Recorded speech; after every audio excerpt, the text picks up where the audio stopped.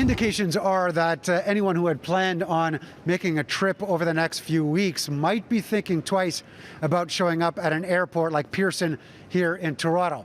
This after Ottawa announced a number of new testing and quarantine requirements for those incoming passengers, as well as a ban on flights from a number of countries.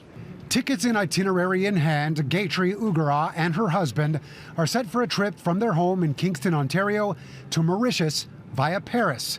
They're sticking with their plans despite the COVID Omicron variant forcing increased travel restrictions throughout the world. Many times we've thought about not traveling, but we've already canceled our tickets twice in the past. And I've missed 2 weddings in the family. So I thought for this one, we have to go. We'll just take the chance. Not everyone is as eager, though. Travel agencies are facing a number of queries from clients who had planned holiday travel and may not be so sure it's a good idea at this point. The moment we got news of the Omicron variant and affecting potentially travel restrictions, we did notice like a slowdown in bookings and a pause while people were sort of contacting us to say, what does this mean to me? Those in the travel industry are quick to point out the need for educating yourself.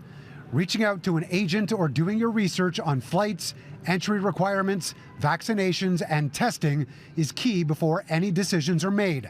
Like this family, who were set on taking the kids to Florida during the time off school. Those plans are on hold right now because I'm not too sure about the PCR test, the new variant, so it's kind of play by ear type of thing.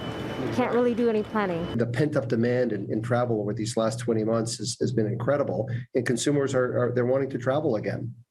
But they want to be safe, when they do so. While not back to the normal volume, travel had started to increase as the number of COVID cases dropped around the world. Experts say the questions at this point are based on location.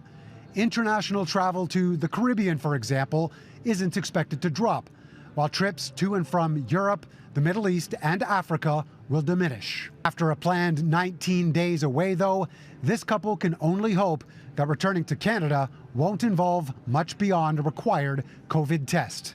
I hope it's not worse.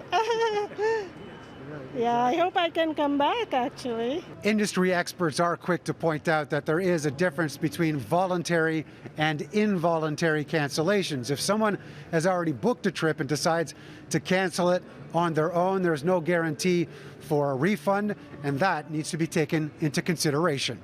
Mark McAllister, City News.